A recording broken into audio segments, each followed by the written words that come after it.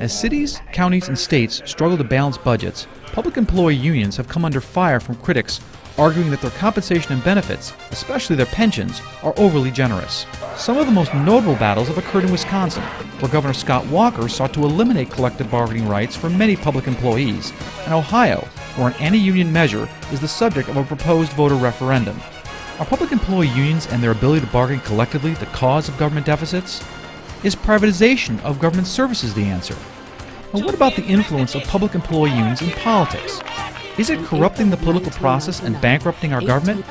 Or merely giving thousands of public workers a voice in the terms and conditions of their employment?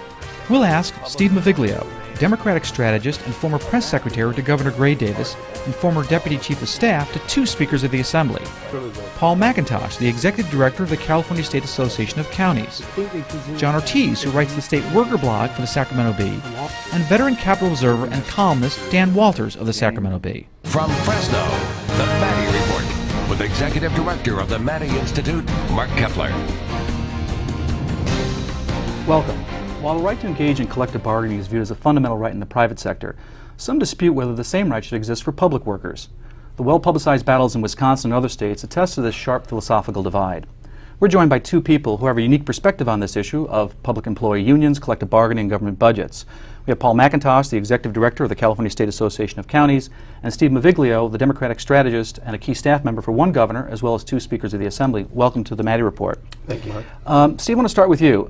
Let's start with the most fundamental question. Why do you think public employees should have the right to join unions and engage in collective bargaining?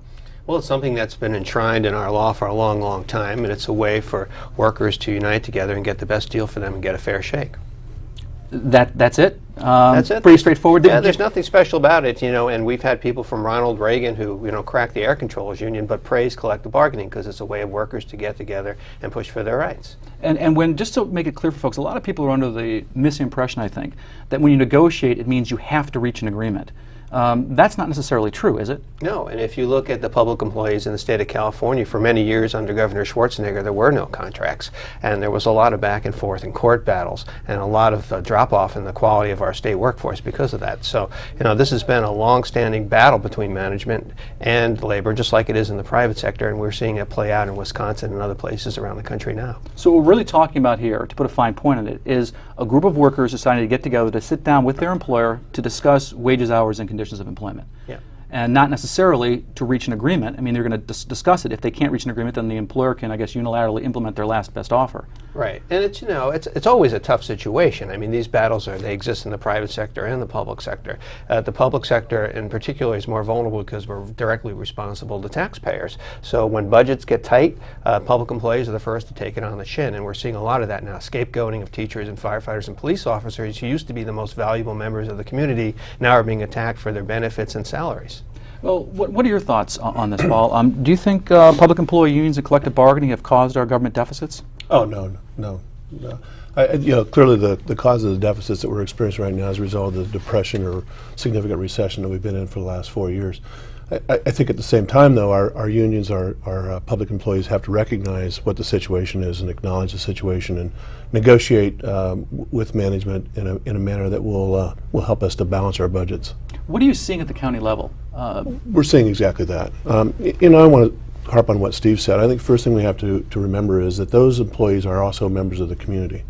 We're seeing at the county level, we're seeing boards of supervisors and their employees get together and work through these problems. They're doing furloughs, they're doing layoffs, but for the most part, they're also doing benefit reductions, rollbacks in salaries. The employees are stepping up and they're making reductions in their own salaries and benefits to help the counties balance their budgets. Okay. Steve, Rob Emanuel made a famous quip one time. He said, "You never want a serious crisis to go to waste." Some suggest that the attack on public employees and their unions is a veiled political attack by Republicans on a major contributor to the Democratic Party. Is that how you see it? Well, I mean, there's no doubt to me that it's a Trojan horse for a lot of outside interests. In fact, the major attack by pensions on public employee pensions in the state is being financed by somebody from out of state who's a billionaire. We don't even know who that is. So I know for sure that the Republicans would like to undermine the political power of the unions on the Democratic Party, which rules the state right now. Is there a concern that California could turn into Wisconsin? Oh, and that kind of this is the dispute that's been going on in Wisconsin for some time. I don't think so, because of, California is a lot more progressive than Wisconsin is. Now No due respect to your former state.